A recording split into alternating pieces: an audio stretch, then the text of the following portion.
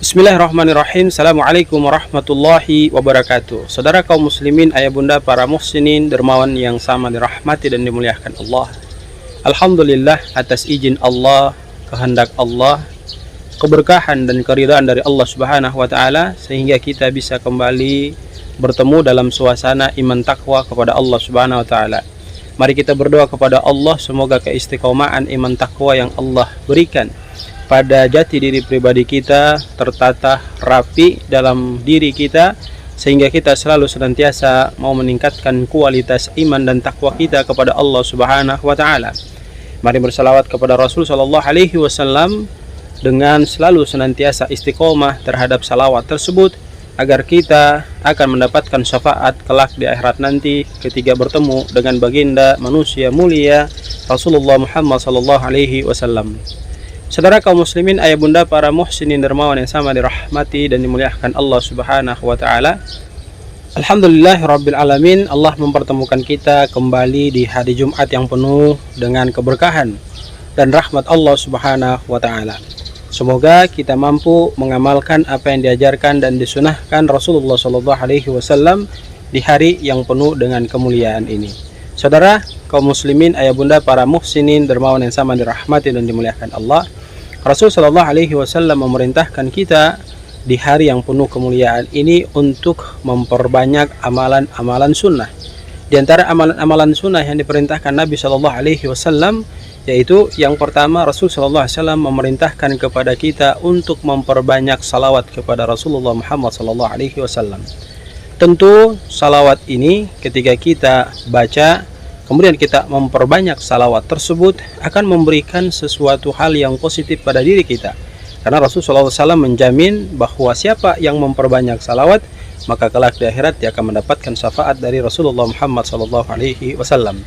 Kemudian yang kedua, Rasulullah SAW memerintahkan kepada kita untuk membaca surat Al-Kahfi. Sekali lagi Rasulullah SAW memerintahkan kepada kita untuk membaca surat Al-Kahfi. Kita ketahui bahwa keuntungan orang-orang yang membaca surat Al-Kahfi ini sangat besar. Maka jangan sia-siakan keuntungan yang Rasulullah SAW janjikan kepada diri kita. Lalu yang ketiga, Rasulullah SAW memerintahkan kepada kita untuk memperbanyak doa di hari Jumat. Kemudian yang keempat, Rasulullah SAW memerintahkan kepada kita. Kemudian yang keempat, Rasul sallallahu alaihi wasallam memerintahkan kepada kita untuk memperbanyak sedekah di hari Jumat. Tentu di hari-hari lain diperintahkan juga untuk bersedekah, tapi khusus di hari Jumat Rasul sallallahu alaihi wasallam memerintahkan kepada kita untuk memperbanyak sedekah. Kemudian yang kelima, Rasul sallallahu alaihi wasallam memerintahkan kepada kita untuk menghadiri pelaksanaan salat Jumat.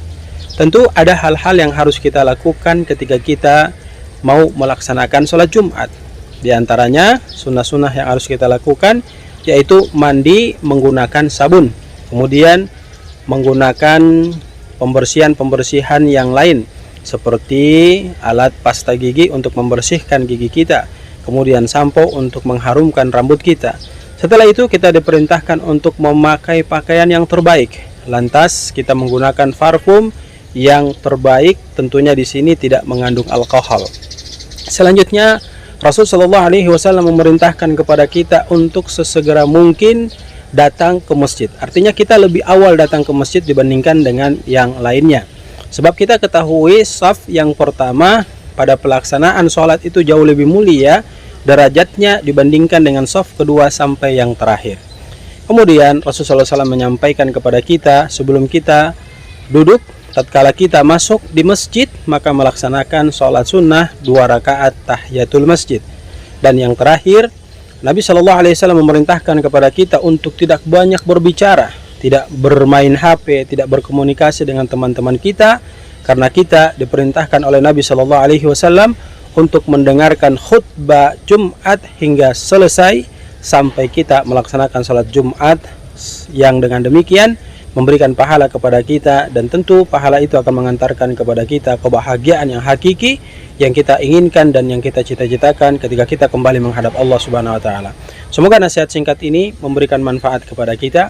Ayo perbanyak ibadah kepada Allah Subhanahu wa taala, Tentunya menjaga sholat 5 waktu kita ditambah dengan sholat-sholat sunnah dan amal-amal yang mendorong kita untuk dekat kepada Allah Subhanahu wa taala. Demikian, subhanakallahumma wa bihamdik, asyhadu an la ilaha illa anta, astaghfiruka wa atubu ilaik. Assalamualaikum warahmatullahi wabarakatuh.